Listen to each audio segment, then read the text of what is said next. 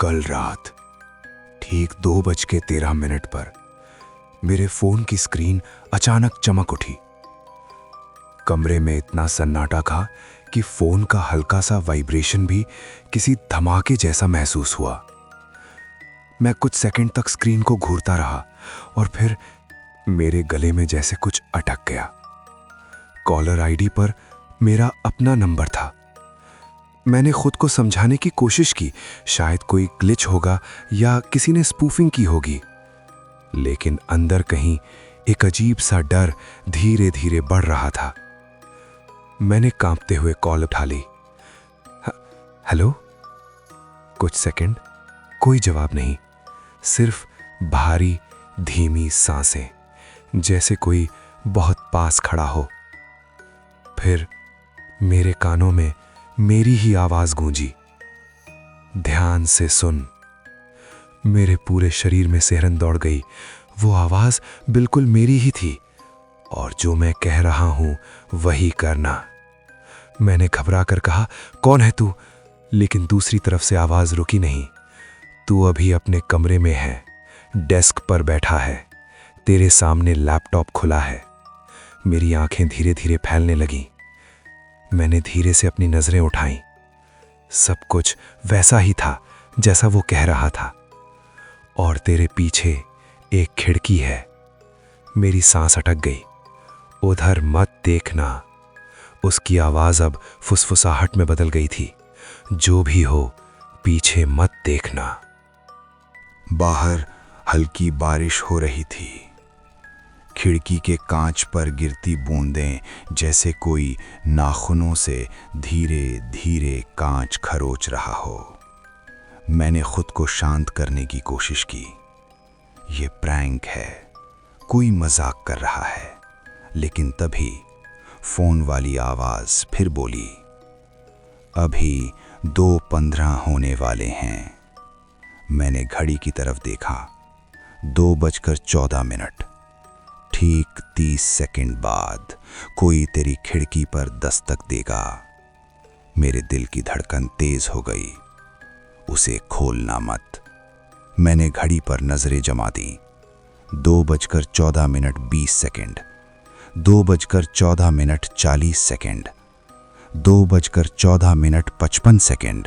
और फिर खट। मेरे शरीर में बिजली सी दौड़ गई। खट। मैं हिल भी नहीं पाया। खट। अब साफ था, कोई मेरी खिड़की पर था, लेकिन मेरा कमरा तीसरी मंजिल पर है और बाहर कोई बालकनी भी नहीं। तो फिर मेरे हाथ कांपने लगे। ये क्या है? फोन वाली आवाज बहुत धीरे बोली, वो चला गया, लेकिन अब वो अंदर है। मेरी रीढ़ में ठंड उतर गई। तू है कौन? कुछ सेकंड खामोशी रही। फिर मैं तू हूं, बस 10 मिनट आगे। मेरे दिमाग ने जैसे काम करना बंद कर दिया। मैंने वही गलती की थी जो तू करने वाला है। मैंने पीछे मुड़कर देख लिया था। अचानक कमरे की हवा भारी हो गई। तापमान गिरने लगा। मेरे हाथ बर्फ जैसे ठंडे हो गए।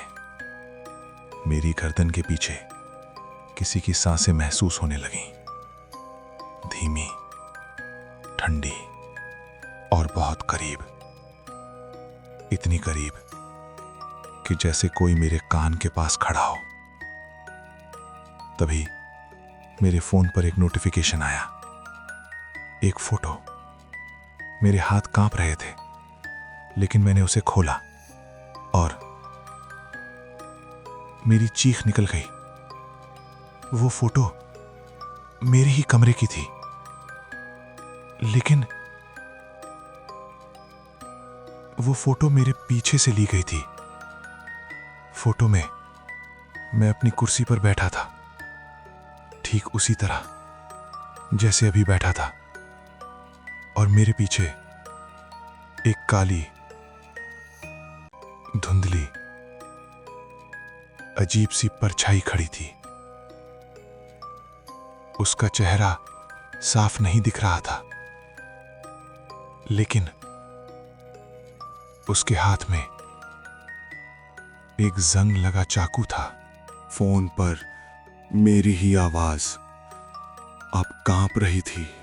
मैंने पीछे मुड़कर देखा था और अब मैं फर्श पर पड़ा हूं। ये कॉल समय में पीछे जा रही है। अगर तू बच गया तो शायद मैं भी बच जाऊं। तभी मेरे कमरे का दरवाजा, जो मैंने खुद लॉक किया था, धीरे धीरे चरर खुलने लगा। मेरे गले से आवाज तक नहीं निकली। फोन पर आवाज अब चिल्ला रही थी, वो अंदर आ गया है, वो तेरे पीछे खड़ा है, वो अभी तुझे देख रहा है, मत मुड़ना, प्लीज मत मुड़ना। उसी पल मेरे बाएं कंधे पर कुछ छुआ, एक बर्फ जैसा ठंडा हाथ। मेरी सांस रुक गई। मेरे कानों में सिर्फ मेरे दिल की धड़कन गूंज रही थी।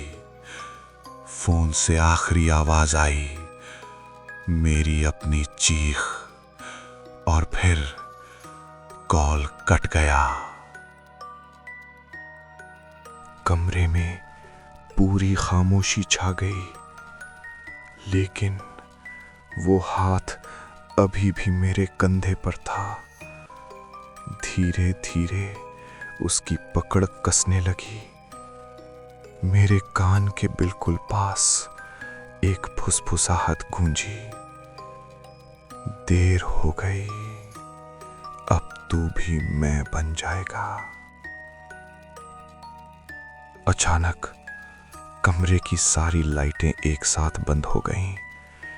पूरा कमरा अंधेरे में डूब गया। मैं कुछ भी नहीं देख पा रहा था, सिर्फ अपनी सांसों की आवाज और उसकी सांसें। और फिर अंधेरे में एक आवाज गूंजी, फोन के बजने की। मैंने धीरे धीरे अपना फोन उठाया।